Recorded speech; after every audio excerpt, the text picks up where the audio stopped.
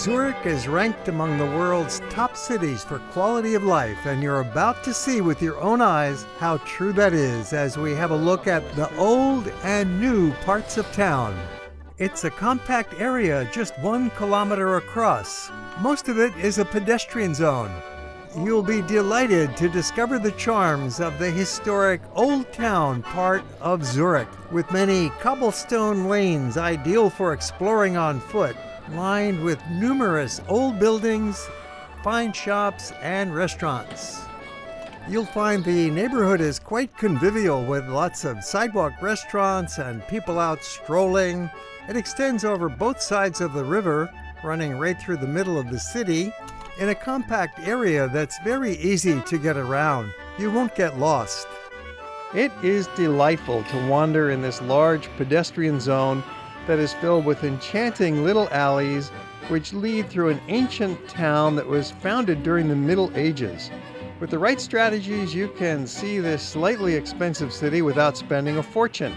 It's an easy city to cover on foot, which is always the best and cheapest way to see any historic town. There's many little side lanes to explore and places to just go wandering on your own, but we'll give you a general outline of a best single route to take.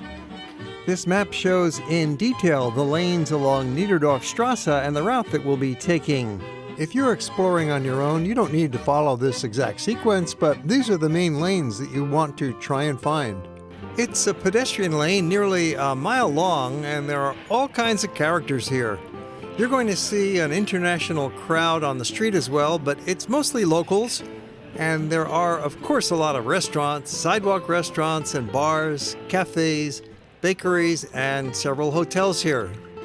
Paved with cobblestones and lined with historic buildings hosting modern shops, cafes, and restaurants, Niederdorfstrasse is a place to linger and enjoy. Sometimes it widens to form small plazas as it intersects with other lanes, but mostly it is just about 20 feet across. This medieval street curves here and there and rises, then drops slightly as it continues in a most pleasant pattern. It has been the main lane of Zurich since the Middle Ages and is still the major route for visitors to explore today. And the label Niederdorf applies not just to the street, but to the neighborhood in general. Dozens of small lanes branch off both sides of Niederdorfstrasse, leading further into the magic of the old town. The neighborhood is just the right size, small enough so you cannot get lost or disoriented or exhausted, but large enough to keep you discovering new sights for a couple of days. You can easily fill out an afternoon by meandering through this fascinating network of alleys, exploring the little shops, and enjoying the variety of traditional Swiss buildings. Well, your main itinerary could be summarized as simply wandering up and down nearly every little lane in the old town, which is an ideal version of the best imaginable collection of historic buildings set amid a delightful tangle of narrow cobblestone pedestrian alleys. Looking across the river now for a view at more of the old town on the west side of the Limmat River. We're taking a walk there now. There's a convenient bridge right in front of the Grossmünster Cathedral that'll bring you across the river in just a couple of minutes. This riverfront neighborhood is the oldest core of Zurich, dating back to settlements over 2,000 years old. You'll likely see a few swans in this stretch of the river. Continue walking a few short blocks to Fraumünster, another of the major churches and Zurich's oldest building, dating back to the 9th century. The Storchengasse shopping lane with its select stores merits special attention. Around the middle of the 19th century, the open market stalls were gradually replaced by enclosed shops, and large windows were installed on the ground floors of the mostly medieval houses lining the narrow street. Teuscher is an upscale confiserie that specializes in chocolate truffles.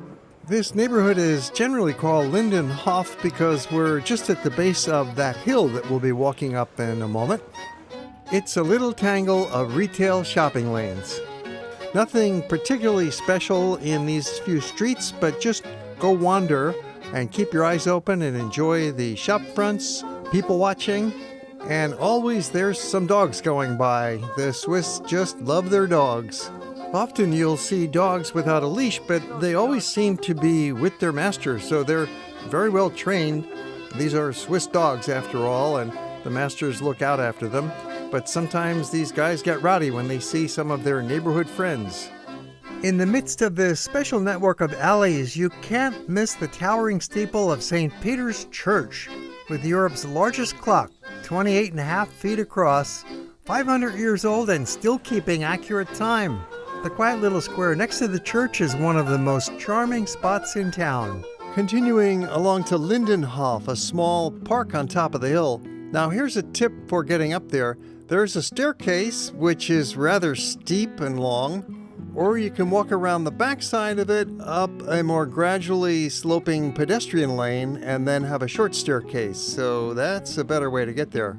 The park is one of the most famous and popular recreational areas in the heart of the city, one of Zurich's main attractions. From Lindenhof, you gain the best view across the river to the main section of the Old Town, where you'll notice the tall spires of the Grossmünster, Zurich's main church and signature site, along with several other church steeples and beautiful buildings along the riverfront. It's still used today as a very active park by the locals.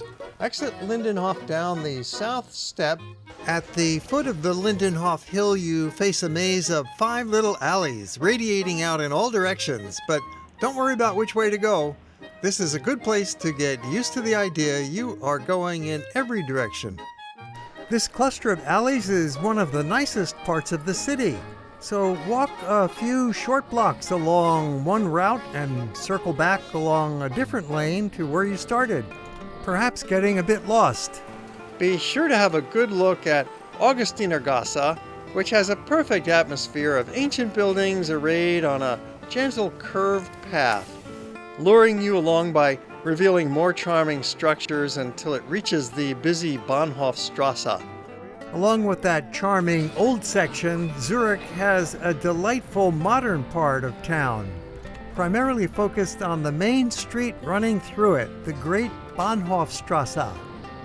Bahnhofstrasse is the pride of modern Zurich and counts as the one and only boulevard of the city. It's famous for being one of the most exclusive and expensive shopping streets in the world. Here you can get anything from diamond rings to chocolate to fur coats.